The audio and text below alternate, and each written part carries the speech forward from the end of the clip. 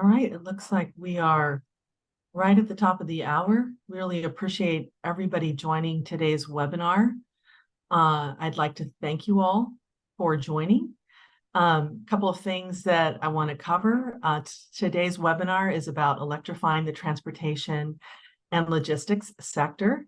I'm Mary Caldwells. I'm the head of product marketing here at PowerFlex and will be your host today. Our speaker today is Frances Palmer. Frances joined PowerFlex as a business development manager in June of 2023, and she works with our customers and our partners across the country. And what her role is to help them deploy large-scale EV charging infrastructure. And before she joined PowerFlex, she worked on the business development team at STEM, which is a smart energy storage company. And she was focused on building out their e-mobility solutions for commercial and industrial customers. So she's become very familiar with what's going on in this space.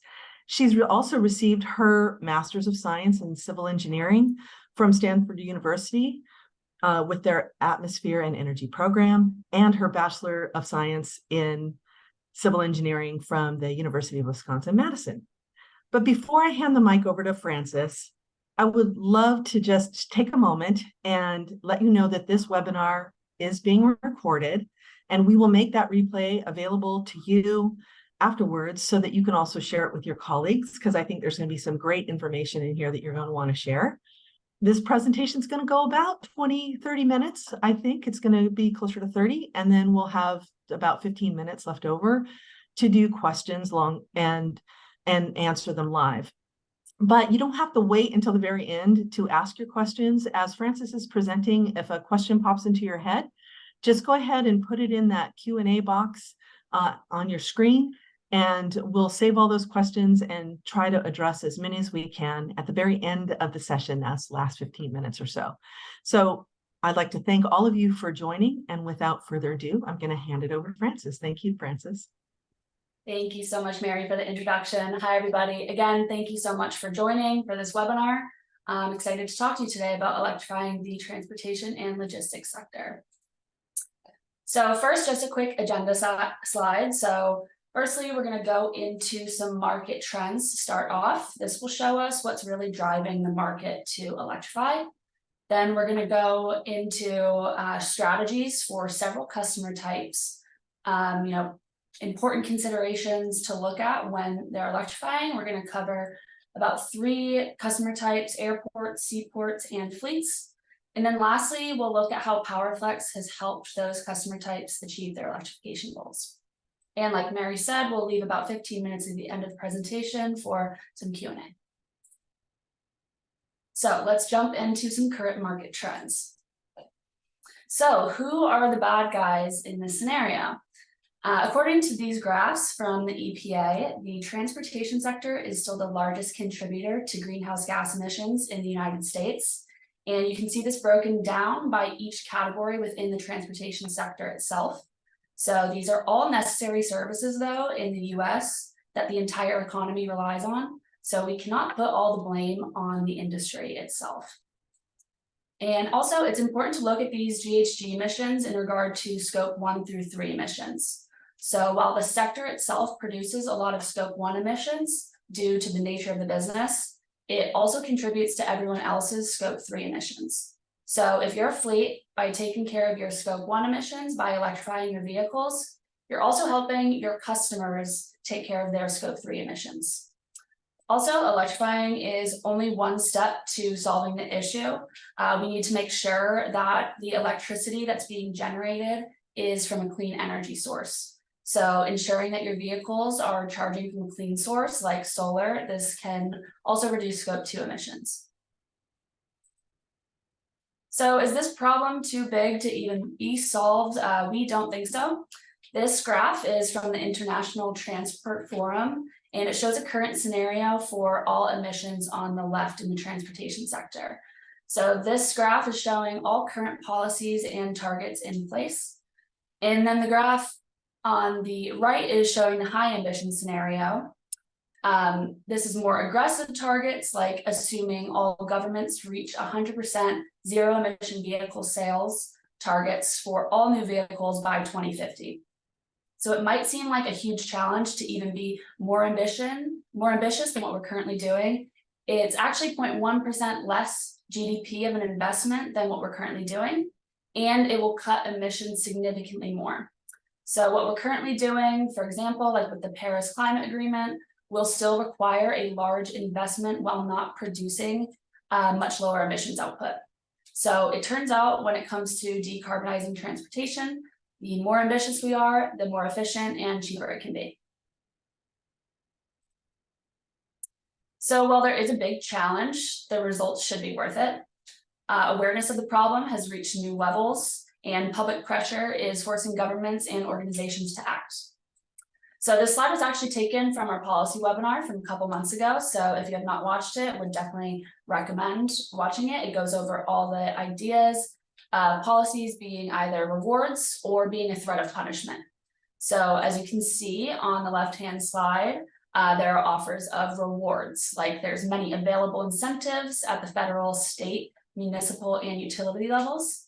There's also consumer support. People are actually willing to pay higher prices for green goods. This allows some of the costs to be recouped. And then also it's a mature EV market today. There's more vehicle choices to meet different needs. There's more competitive prices, and there's more reliable technology.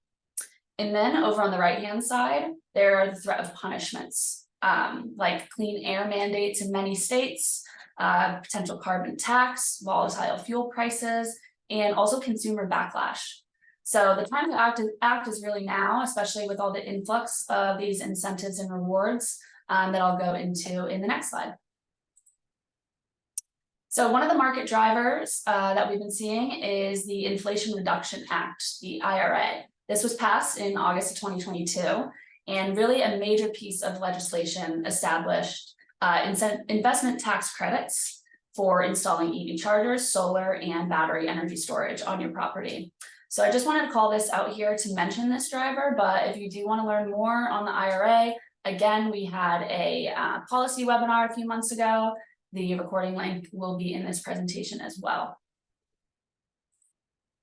Another market driver is the bipartisan infrastructure law, which was passed in November of 2021. It's investing $266 billion total into our core infrastructure, so including major power grid improvements, and then $284 billion is being invested into our transportation sector through programs, grants, and more. So this funding is being assigned to, as you can see, airports, ports, EV infrastructure buses, and transit. And this is really what we're going to do a deep dive into this webinar. So we just went over some of those major federal drivers and those federal large investments that are playing a huge role in our transportation sector today. But there's also huge efforts being made on the state level as well, including 36 states that are offering EVSE incentives today. PowerFlex incentive team is constantly on the lookout for new incentives and how we can take advantage of them for our customers and their projects. So I'm not going to go into each one of these in detail, but I would highly suggest checking out the Department of Energy's Alternative Fuel Data Center. You can go state by state and do a deep dive into every EV incentive that's being offered, not only for procuring your electric vehicle themselves, but also for installing that EV infrastructure that will be crucial to fueling those vehicles. The last market driver that I want to go over is the Advanced Clean Fleets ruling that was finalized this year. I'm sure many of you have heard of it, big news. This requires manufacturers to sell only zero-emission, medium, and heavy-duty vehicles starting in 2036, and it will require fleet owners to choose one of two options to electrify their fleets. So they either have to commit to purchasing only ZEVs starting in 2024, or to follow the schedule below that requires fleets to have a certain percentage of their vehicles be ZEV throughout the years.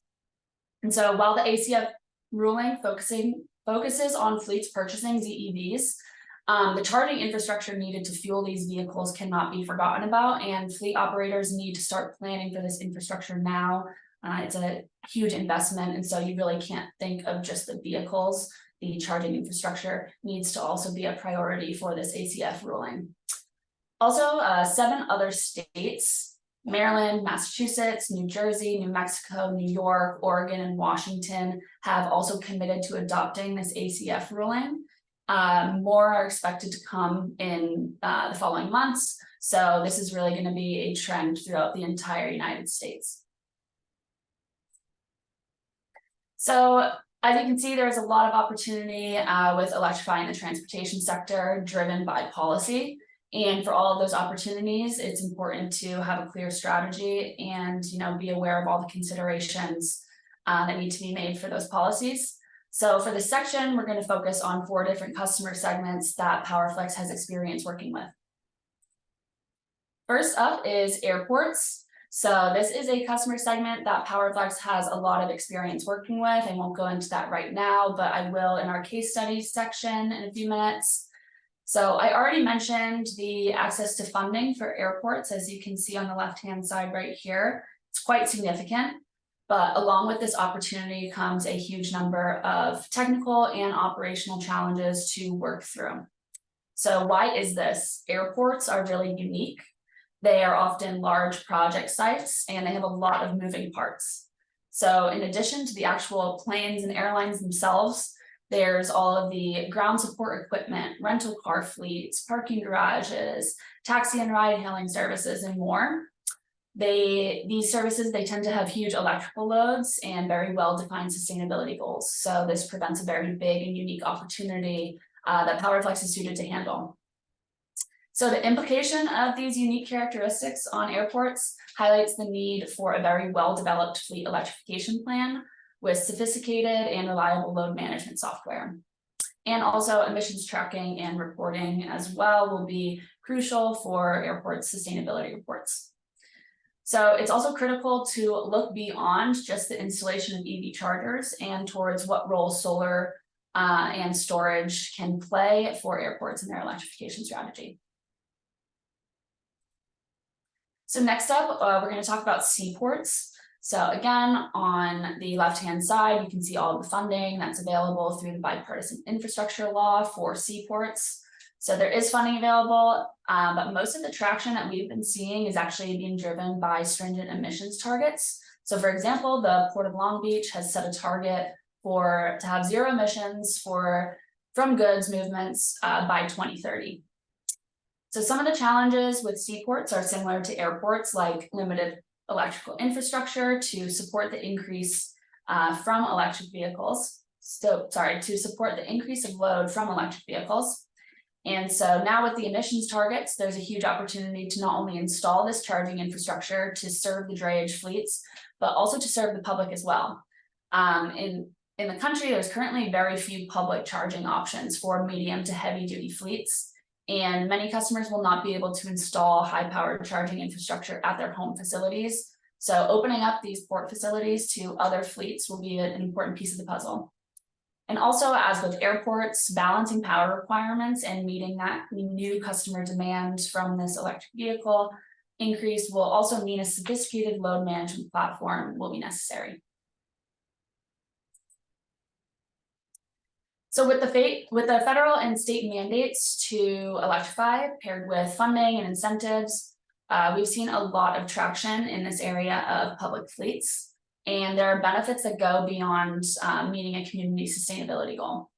For example, with public transit fleets, there's an opportunity to actually increase transit ridership due to the availability of public chargers at park and rides and metro stations. But again, this does require major infrastructure upgrades at these transportation hubs. Next, with municipal fleets, adding public charging infrastructure throughout the community will lead to an increased community EV adoption, as there will be more access to charge vehicles for customers who cannot install home charging stations. Municipalities can also take advantage of the $2.5 billion of funds distributed through the Charging and Fueling Infrastructure Grant as part of the bipartisan infrastructure law.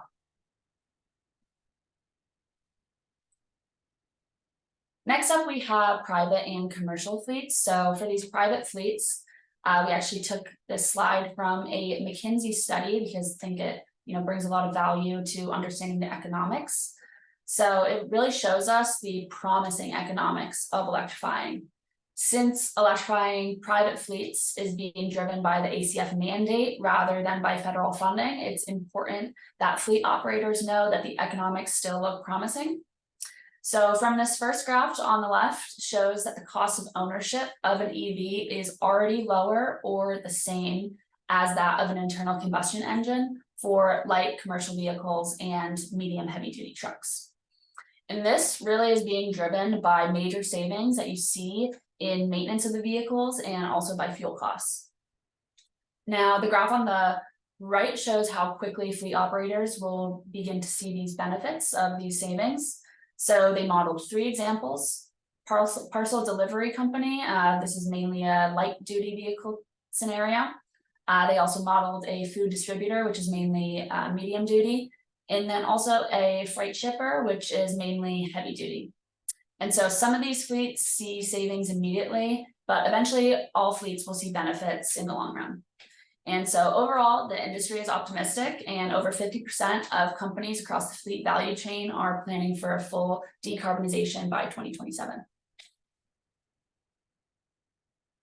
So all this opportunity obviously presents many challenges that need to be solved and highlights the importance of choosing the right partner.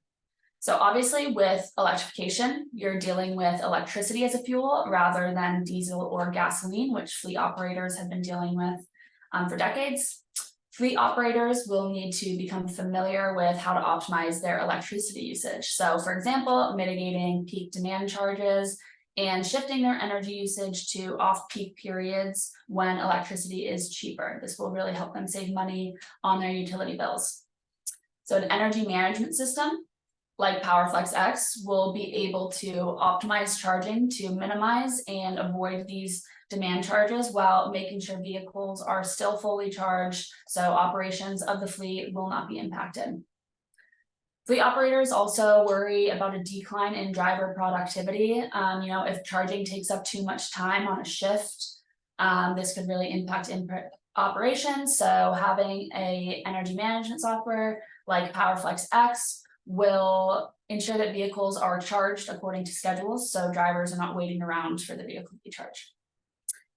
There are also other challenges like a long implementation timeline that's making fleet operators hesitant to electrify.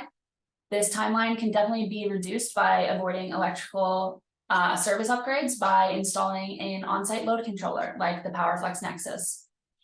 And also in general, coordinating with utilities and securing incentives are likely unfamiliar processes for many fleet operators. So these really are parts of the project where working with an experienced implementation partner is crucial to speeding up the timeline and also getting as much money as possible from these incentive programs. Now to really highlight PowerFlex's offerings and how we can help you with your electrification journey. So we've been offering flexible and integrated full service solutions to customers for over 20 years and truly being a partner on their electrification journey. We don't look at it as just one project and then we're done. We really want to be with you through the entire life of the project and also look at other projects that you might have in your portfolio and how we can help electrify those as well. So over that 20 years, we have installed over 10,000 EV chargers, over 400 megawatts of commercial solar, and over 40 megawatt hours of commercial energy storage. And all of these assets are being monitored by and operated on PowerFlex X. So what is PowerFlex X? It is our intelligent energy management platform that was created to monitor, control, and co-optimize on-site renewables and building load along with your EV charging load. PowerFlex is known for providing the full turnkey and integrated solutions. So anywhere from project feasibility analysis and design to installation, asset management, incentive management, and even O&M, we really do it all. And then PowerFlex X, our energy management platform, is the glue that holds that together through the entire customer lifecycle. And so now we're going to take a few minutes, go over some of our customer success stories. So the following slides that we get into are the case studies. I've anonymized those slides, but I did want you to get a feel for what type of customers that we work with. We work in all different verticals and with very different needs. So we're confident that our solution is flexible to meet your needs too. So this is a case study. It's from a major airport in California. I'm sure you can make a guess. We've worked with them to install over 900 level 2 chargers, over 10 DC fast chargers. We've also helped them claim about $500,000 in utility rebates for their project. This site has avoided 40,000 gallons of gas annually, and so it really puts the airport on the right path to meet their sustainability goals. And again, all of these metrics and reports, this can be tracked through PowerFlex's Access customer-facing portal. So getting access to data for sustainability reports has never been easier. This is our next case study. It's with a fleet owner, specifically an international logistics company that PowerFlex works very closely with. So over their locations in the US and in Canada, we've installed over 500 level 2 chargers for their fleet, while also ensuring that their charger uptime is 98%. So their fleet operations are not impacted by electrifying. That charger uptime is really important to many fleet operators. So I wanted to call that out. We've also helped them avoid 240,000 gallons of gas annually and 4.7 million pounds of greenhouse gas emissions annually as well. So big numbers for their sustainability reports. And lastly, this is a case study from an aviation services company where PowerFlex has installed about 3,600 megawatts of solar capacity on their site in New Jersey. And this solar installation has saved them $2.8 million on their electric bill to date, and also avoided 28 million pounds of greenhouse gas to date. So while we focused on EV charging for most of the presentation, I really wanted to highlight this project that is all solar because it shows, how solar and other on-site energy assets like battery storage can also play a role in your electrification journey, and how PowerFlex has experience with all three of those. So lastly, I just wanted to call out that PowerFlex will be at the Airports Going Green conference from November 5th through November 8th in Phoenix, Arizona. We'd love to connect with you all if you are also attending. So please reach out to me. My contact information will be at the end of the presentation. I'd love to connect with you and work to see how PowerFlex can help you meet your electrification goals. So that is the end of the presentation. Now we'll be taking some questions. Thanks a lot, Francis. I definitely learned a lot about this sector. I hadn't dived in as much as you obviously have, and I really appreciate what you shared with us today. And I really appreciate that so many of these industries are signing up for, really aggressive goals so that we can all make a better impact.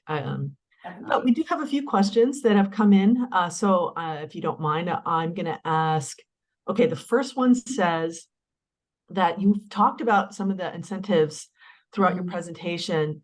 Are they easy to get, or are they, really competitive? What can you share with us?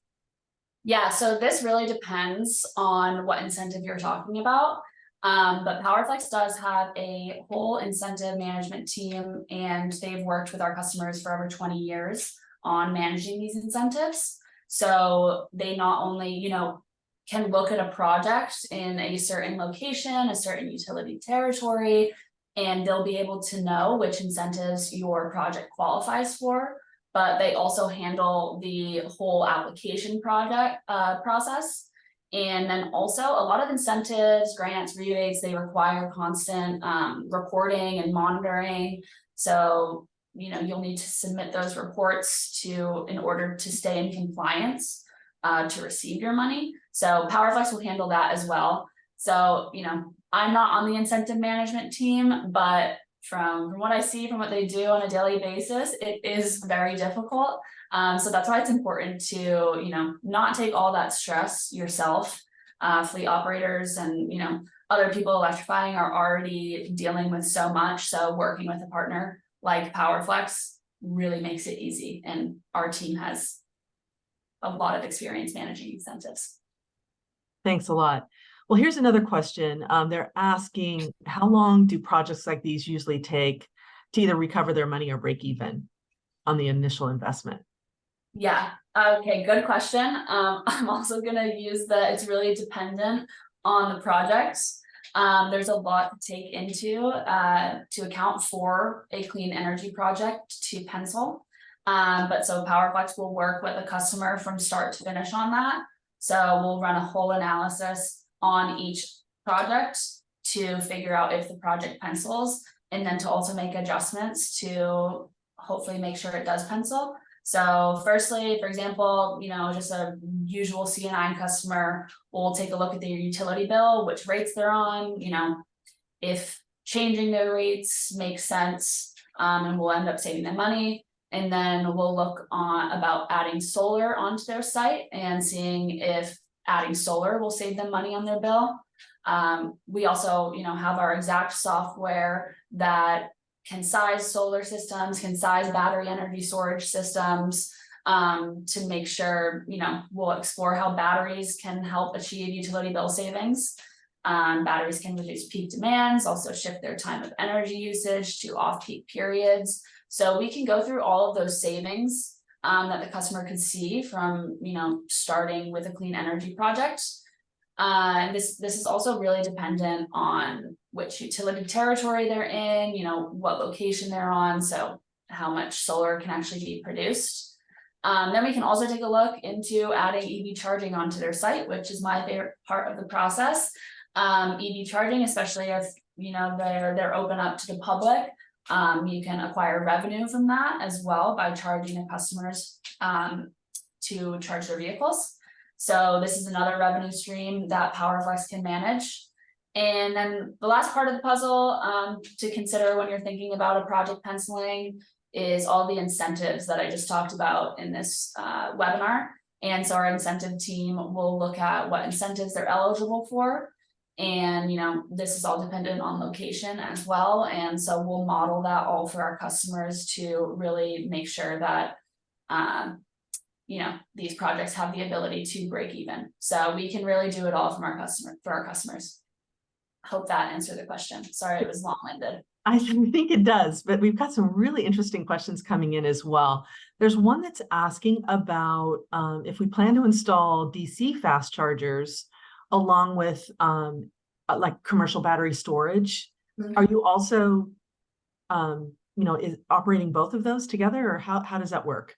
Yeah, so that is the greatest thing I think about PowerFlex is that our PowerFlex X platform monitors, reports, and co-optimizes battery energy storage, EV chargers, and solar all on one platform. So you can just go to one partner, PowerFlex, for all three of those energy assets, and our PowerFlex X software will constantly be co-optimizing those energy assets together. So if you are interested in DC fast chargers, and then also pairing those with battery energy storage to mitigate those peak demand charges, PowerFlex X can do all of that.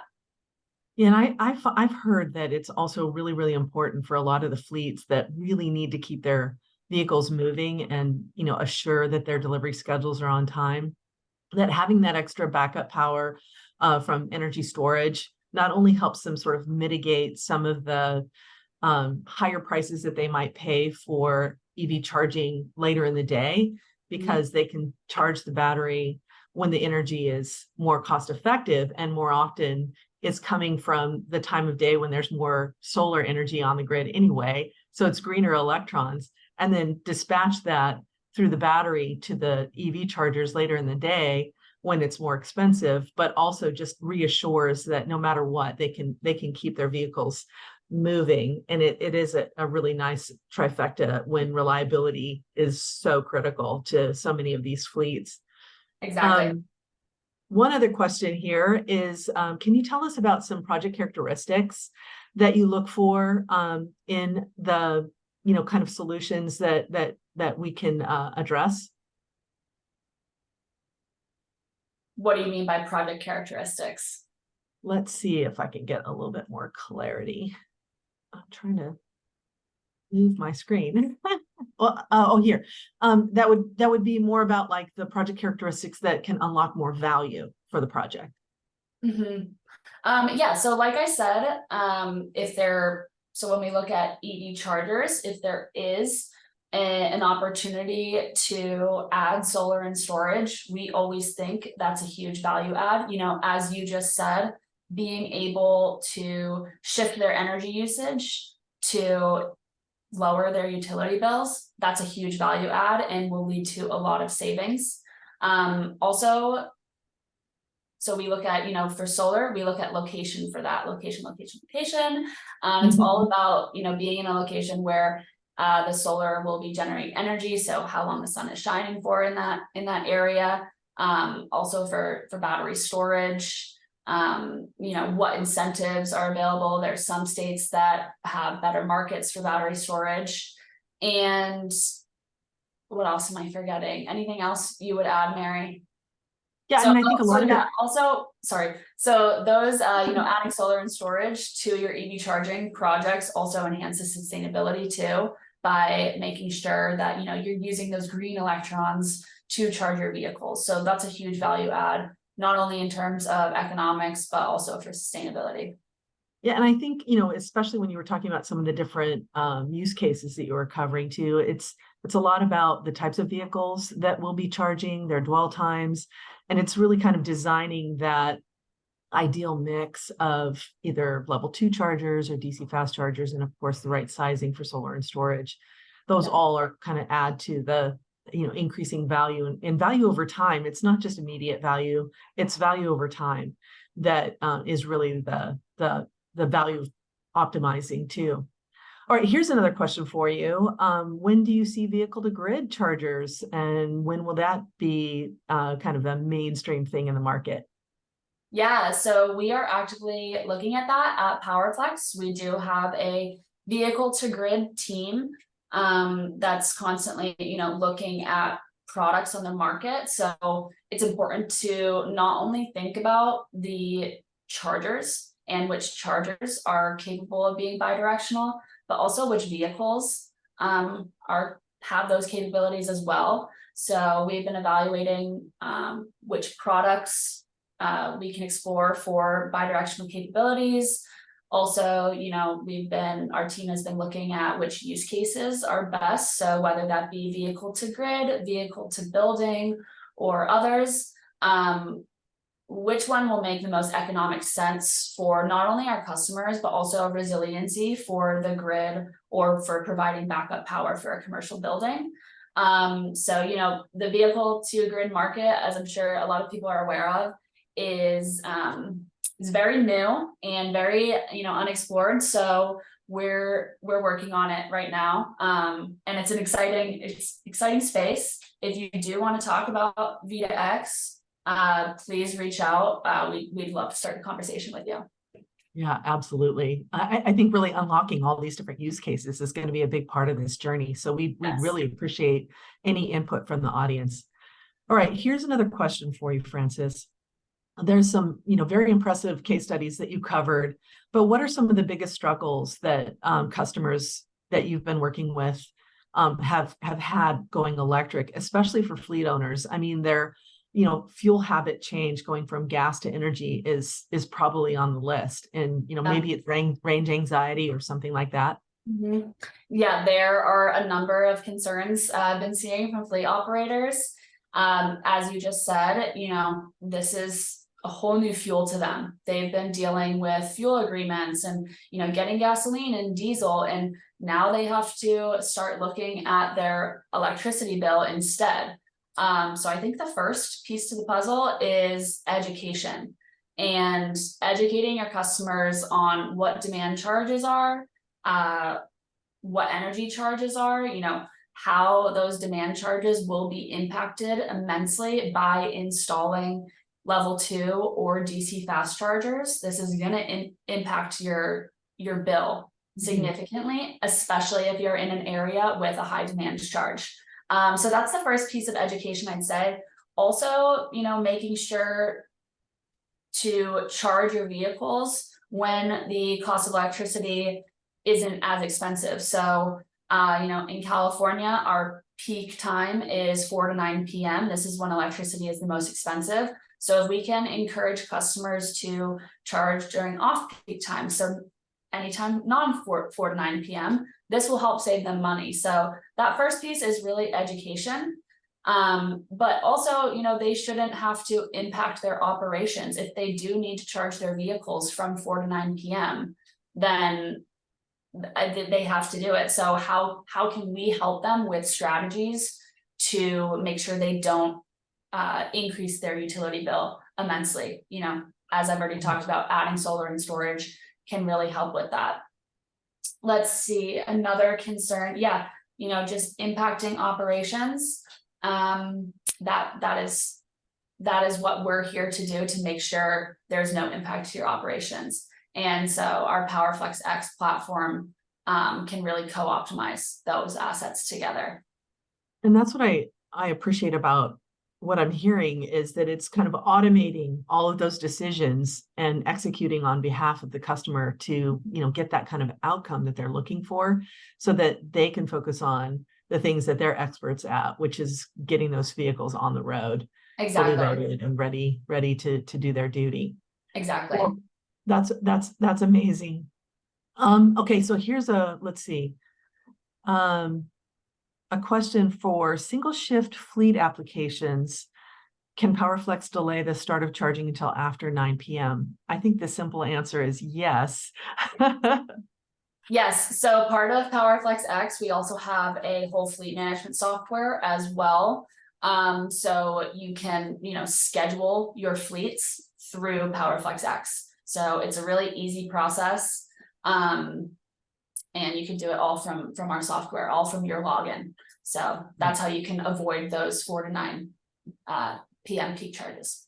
The other cool thing too is there's this open API so that you can interface with your fleet management system and really share those schedules. And then that really helps inform that optimization strategy, so that if you have some vehicles that have longer dwell times, they don't need to depart until the very next morning, then we can, have a different strategy to make sure every vehicle gets charged when it's needed before it has to depart. And that really helps levelize that cost of energy. Okay, so I think that concludes the questions that we have today. Oh wait, there's one more. We already have some EV chargers installed. Oh yeah. And they want to add more chargers, but they've been told that they would need to do a utility upgrade. Are they stuck, or is there an answer there?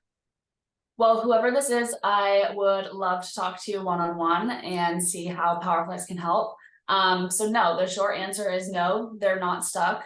This is actually the exact situation that PowerFlex thrives on.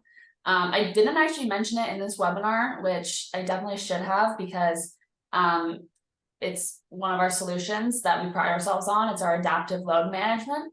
So per a National Electric Code, it's 62542. Installing a load controller on site with your EV chargers will allow customers to overcome those grid limitations and install more EV chargers than what their current utility service allows for. And so this is our on-site load controller. This is our Nexus box. We install it with all of our EV chargers on site.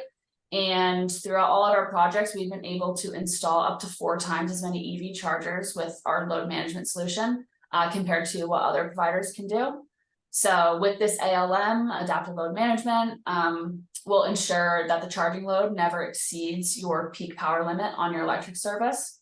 So you're not stuck in this solution. If you already have EV chargers on site, you can definitely add more. You just have to be smart about it, and you have to work with the right partner, because those utility upgrades are timely and they cost a lot of money. So I'd love to connect with you after this to talk about how we can work together. Well, that's great. And that's great news too for customers, because we want to help them future-proof their investments. Yep. So not only, we want to encourage everybody, get started now, don't wait, right? Yep. We need you all hands on deck to help make this transition possible. And so as you can see on the screen, Frances has provided her contact information. And we strongly encourage you to reach out if you have more questions.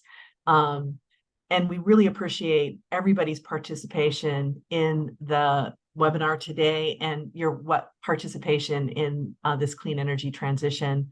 Thank you, Frances, for sharing your great insights as well.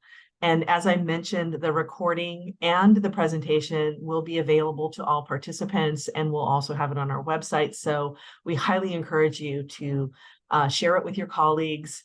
Let's get more people involved, and let's help make this transition possible. Thank you, Frances. Thank you, Mary. And thank you, everybody, for attending.